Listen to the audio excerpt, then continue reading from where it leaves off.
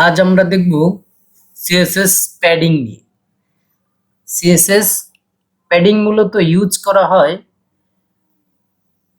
CSS প্রপার্টির অর্থাৎ এলিমেন্টের চারপাশে একটু আলাদাভাবে একটু জায়গা নেয়ার জন্য।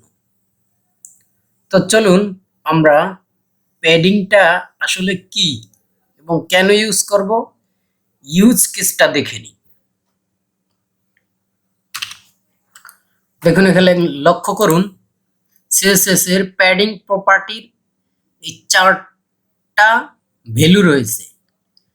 প্যাডিং টপ উপরে দেওয়া যাবে, প্যাডিং বটম নিচে একটু প্যাডিং দেওয়া যাবে। এটা কিন্তু মার্জিনের মতো না, অর্থাৎ মার্জিন হলো যেই জায়গায় এলিমেন্টটা আছে ওই জায়গা থেকে আপনাকে সরিয়ে দিচ্ছে যে এতটুকু টপ থেকে সরাবে, এতটুকু বটম থেকে সরাবে।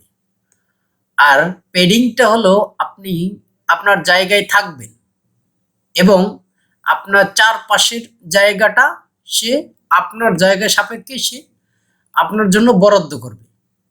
আচ্ছা, আমরা কাজ করতে করতে বিষয়টা দেখব এবং ভিডিওর শেষের দিকে একটা মজার জিনিস আছে যেটা প্যাডিং বুঝতে আপনাদের খুবই সহজ করে দেবে। আমরা এই প্রপার্টিগুলো একটু ইউজ করে দেখি। লক্ষ্য করুন, আপনারা আমার টার্মিনালটা দেখতে পাচ্ছেন। আমি আমার প্রজেক্টটা এখানে ওপেন করেছি। আমাদের ব্রাঞ্চের নেম হলো 13.CSS প্যাডিং। আপনার স্ক্রিনে একটা কমান্ড দেখতে পাচ্ছেন। এই কমান্ডটা ইউজ করে আমি এই নতুন ব্রাঞ্চটা ক্রিয়েট করেছি। এখন আমাদের যেটা করতে হবে সেটা হলো কোড এডিটরে আমাদের প্রজেক্টটা ওপেন করতে হবে।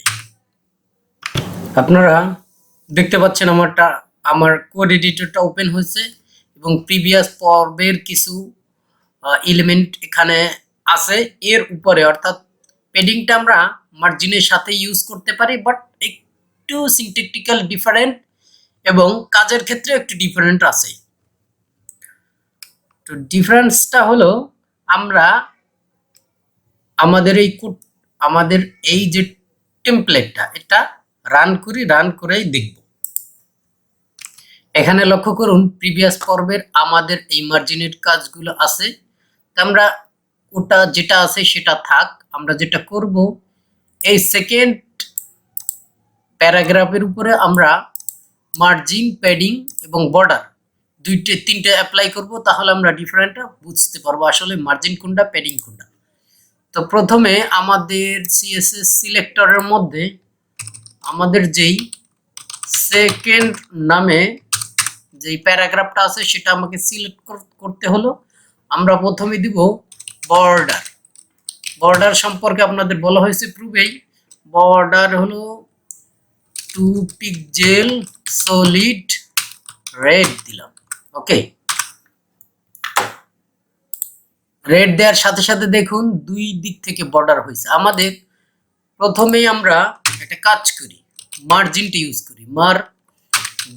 মার্জিন প্রপার্টিটা ইউজ করব কি, আমার চারদিক থেকেই 50% অর্থাৎ 50 পিক্সেল চারদিক থেকেই মার্জিন পাবে। 50 পিক্সেল মার্জিন পাওয়ার সাথে সাথে দেখুন এইটা কিন্তু এইখানে লেগেছিল, এই পাশে লেগেছিল, অর্থাৎ এই পাশে 50 পিক্সেল, এই পাশে 50 পিক্সেল।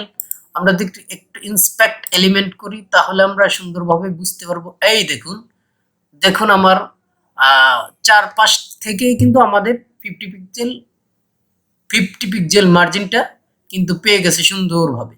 এই এখন আমরা দেখব প্যাডিংটা। আমরা যদি ওই মার্জিনের মতোই আমরা ইউজ করতে পারবো। আমরা প্যাডিং দেখেছিলাম আমরা স্লাইডে, প্যাডিং টপ নামে একটা প্রপার্টি আছে। প্যাডিং টপ আমরা দিলাম 20 পিক্সেল। দেওয়ার সাথে সাথে আমাদের কি চেঞ্জ হয় আমরা দেখি। সেভ করলাম, সেভ করার সাথে সাথে দেখুন এই টপের দিকে, অর্থাৎ আমরা কিন্তু এলিমেন্টের সাথে আমরা কিন্তু এই বর্ডারের বাইরে আমরা মার্জিনটা ইউজ করছি। মার্জিনটা ইউজ হয়েছে বর্ডারের বাইরে, কিন্তু আমাদের প্যাডিংটা কিন্তু আমাদের ভিতরে ইউজ হয়েছে।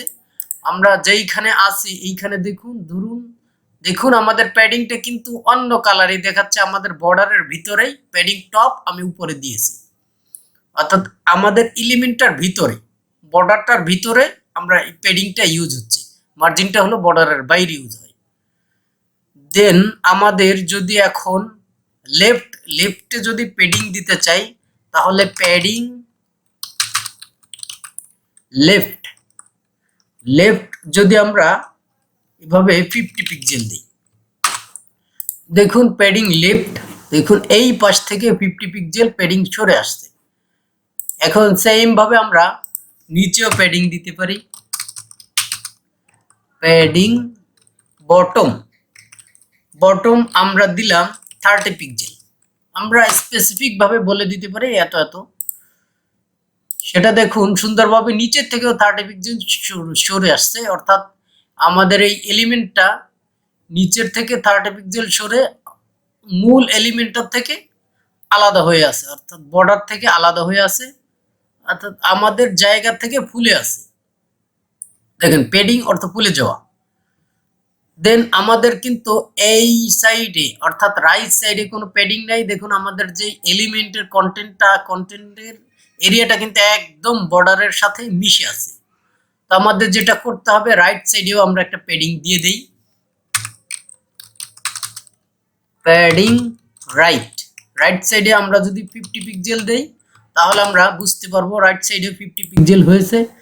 এখানে লক্ষ্য করুন রাইট সাইডেও কিন্তু 50 পিক্সেল সুন্দরভাবে হয়েছে। এখন যদি আমরা লিখি, এখন যদি এই কন্টেন্ট আমরা আরেকটু বাড়িয়ে দেই, লরেম 20 দিয়ে দিলাম, দেখুন লক্ষ্য করুন আমাদের এই প্যাডিং এর বাইরে কিন্তু যাবে না। আমরা যতটুকু প্যাডিং নিচ্ছি যে আমাদের মূল এলিমেন্টটা এতটুকু ফুলে যাবে, আমাদের জায়গা থেকে এতটুকু ফুলে উঠবে, ঠিক ততটুকুই ফুলে আছে।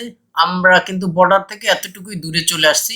মার্জিনটা আমরা খেয়াল করব, মার্জিনটা কিন্তু বর্ডারের বাইরে ইউজ হচ্ছে এবং প্যাডিংটা আমাদের বর্ডারের ভিতরে ইউজ হচ্ছে। মার্জিন প্যাডিং দুইটাই আমাদের বিভিন্ন ক্ষেত্রে কাজে লাগবে। তো আমরা এখানে দেখলাম কিভাবে আমাদের প্যাডিংটা ইউজ হয়। আমরা এখানে আরেকটু শর্টকাট ভাবে ইউজ করতে পারি প্যাডিংটা। শর্টকাট ভাবে প্যাডিং ইউজ করার ক্ষেত্রটাকে আমাদেরকে বলতে পারে প্যাডিং কলাপস। অর্থাৎ এই প্যাডিং প্রপার্টিগুলো এতগুলো কোড না লিখে আমরা শুধুমাত্র এলিমেন্টের মধ্যে প্যাডিং লিখে টপ, রাইট, বটম এবং লেফট, আপনারা যেইভাবে মার্জিনটা দেখছেন যে উপর দিক থেকে ডানে আসতেছে, তারপরে নিচে, তারপরে সর্বশেষ প্রপার্টিটা লেফটে আমরা এইভাবে ইউজ করতে পারি। এবং আমরা চাইলে দুইটা প্রপার্টি এভাবে ইউজ করতে পারি। প্রথমটা হলো টপ এবং বটম, এবং শেষেরটা হলো লেফট রাইট, অর্থাৎ প্যাডিং এক্স এবং ওয়াই দুইভাবে আমরা ইউজ করতে পারি। চলুন এর ইউজ কেসটাও একটু দেখে নিই। এখানে আমরা যেটা করব, আমরা সিএসএস কমেন্টের মাধ্যমে আমাদের এই প্রিভিয়াস যেই কোডগুলো এইগুলো আমরা কমেন্ট আউট করলাম। কমেন্ট আউট করার সাথে সাথে দেখুন আমাদের প্যাডিংটা কিন্তু চলে গেছে, আমরা বর্ডারের কাছাকাছি চলে আসছে, একবারে বর্ডারের মধ্যে লেগে আছে। তো আমরা এইখানে আমরা যেই প্রপার্টিগুলো ইউজ করছি ভ্যালুগুলো, এগুলো কিন্তু আমরা প্যাডিং একবার ইউজ করতে পারি। প্যাডিং নামে একটা প্রপার্টি লিখলাম, আমরা এইখানে দেখি প্যাডিং টপ কত 20 পিক্সেল, আমরা দিলাম 20 পিক্সেল। দেন প্যাডিং এর রাইট কত ছিল 50 পিক্সেল, রাইট আমরা দিলাম 50 পিক্সেল। দেন বটম কত ছিল 30 পিক্সেল, সরি 3 পিক্সেল না 30 পিক্সেল, এবং লেফটে কত ছিল 50 পিক্সেল। ওকে, আমরা সেভ করলাম। সেভ করার সাথে সাথে আমরা দেখুন পূর্বে প্রিভিয়াসলি যেই এলিমেন্টগুলো ইউজ করে যেই কাজটা হয়েছিল আমাদের ঠিক সুন্দরভাবে, সেটাই কিন্তু আমাদের এবারেও হয়েছে। প্যাডিংটা আমাদের এইভাবে ইউজ করতে হয়, আমরা কিন্তু এইভাবে ইউজ করতে পারতেছি। তো আমরা এটাও কলাপসটার আরেকটা প্রপার্টি দেখি। আরেকটা প্রপার্টি প্যাডিংস, আমরা দুইটা এলিমেন্ট ইউজ অর্থাৎ দুইটা ভ্যালু ইউজ করতে পারি মার্জিনের প্যাডিং এর। প্রথমটা হলো টপ এবং বটম। তো টপে বটমে আমরা যদি 50 পিক্সেল দিই এবং লেফট রাইট ডানে বামে 20 পিক্সেল দিলাম, তাহলে আমরা আউটপুটটা দেখি। দেখুন ডানে বামে কিন্তু জায়গা কম নিয়েছে, এইখানে দেখুন অল্প একটু জায়গা নিয়েছে, কারণ এটা 20 পিক্সেল। এবং টপে বটমে আমরা 50 পিক্সেল দিয়েছি। তো এইভাবে বিস্তারিত আলোচনা করলাম পেডিং নিয়ে। তো আপনারা পেডিং নিয়ে আর একটু মানে রিয়েল লাইফ একটা এক্সাম্পল দেখাই। লক্ষ্য করুন, আপনারা আমাদের স্লাইডটা দেখতে পাচ্ছেন। পেডিং নিয়ে আমরা মোটামুটি বিস্তারিত আলোচনা করলাম। এখানে এক্সাম্পল দিয়ে দিই। এই দেখুন, এখানে আমরা বাংলা যেটাকে বলি ভুঁড়ি, আপনারা এটা ইংরেজিতে যেটা আমরা হলো বেলি ফ্যাট অর্থাৎ পেট মোটা লোক বলি। তো এই পেট মোটা লোক অর্থাৎ বড় পেট, এই বড় পেট দিয়েই আমি একটা এক্সাম্পল দিচ্ছি। এটা কি প্যাডিং, প্যাডিং মানে বড় পেট। তো বড় পেটটা কিভাবে হলো, এর মধ্যে দেখুন একজন স্লিম যদি লোক হয় তো সেক্ষেত্রে তার পেটটা কিন্তু কোনো চর্বি থাকে না। আমরা চর্বিকেই ধরতে পারি প্যাডিং, কারণ চর্বি যার যত হচ্ছে পেটটা তার তত মোটা হচ্ছে। তো এইভাবে আপনারা যদি প্যাডিং দিতে ভুলে যান বা প্যাডিং এর এক্সাম্পল ভুলে যান, তাহলে আপনারা এই মোটা পেটের কথা স্মরণ করবেন। দেখবেন যে হ্যাঁ, প্যাডিং মানে আমাদের যেই মূল পেট থেকে যেই ফ্যাটটা হয়, যে চর্বিটা হয়, ওটাই আমাদের প্যাডিং।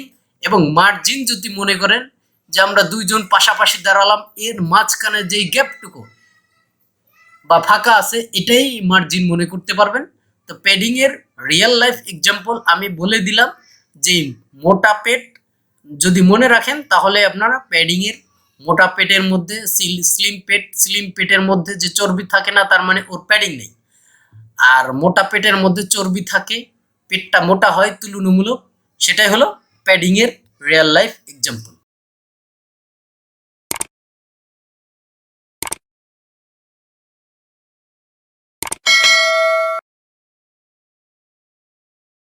তো আপনাদের অসংখ্য ধন্যবাদ। আপনারা এই কুইক ডেভেলপমেন্ট ইউটিউব চ্যানেল থেকে ধীরে ধীরে আপনারা সিএসএস এর এই প্রপার্টিগুলো, এলিমেন্টগুলো, স্টাইলগুলো শিখতেছেন। আপনাদের শিখতে যদি কোনো প্রবলেম হয়, আমাদের কুইক ডেভেলপমেন্ট প্রোগ্রামিং কমিউনিটি ফেসবুকে একটা গ্রুপ আছে। এটা কন্টিনিউ আপনাদের জন্য সার্বক্ষণিকভাবে উন্মুক্ত করা হলো, পাবলিক একটা গ্রুপ। আপনারা এখানে অ্যাড হয়ে আমাকে বিভিন্ন রকম প্রোগ্রামিং রিলেটেড, এই ভিডিও রিলেটেড কোশ্চেন করতে পারেন। কোনো সমস্যা হলে সেটা স্ক্রিনশট দিয়ে অথবা আপনারা যেই রিপোজিটরি ক্রিয়েট করেছেন গিটহাবে, এই গিটহাবের লিঙ্ক দিয়ে বলে দিতে পারেন ভাই আমার এই প্রবলেম, আমি সেটা দেখব। এবং আপনার সাথে আমাদের কুইক ডেভেলপমেন্ট একটা ফেসবুক পেজ আছে, এখানে আপনারা লাইক দিয়ে ফলো করে থাকতে পারেন। ফলো করলে কি হবে, আপনারা বিভিন্ন ধরনের সাজেশন, কিছু সাজেশন আমি নিজে করি, কিছু পরামর্শ আমি নিজের থেকে দেই, কিছু ভালো ভালো কারো পরামর্শ আমার সাথে যাদের লিঙ্ক আছে তাদের নিয়ে, তাদের থেকে আমি পরামর্শ অর্থাৎ তাদের পোস্ট আমি এখানে শেয়ার করি। তো ধন্যবাদ, আল্লাহ হাফিজ।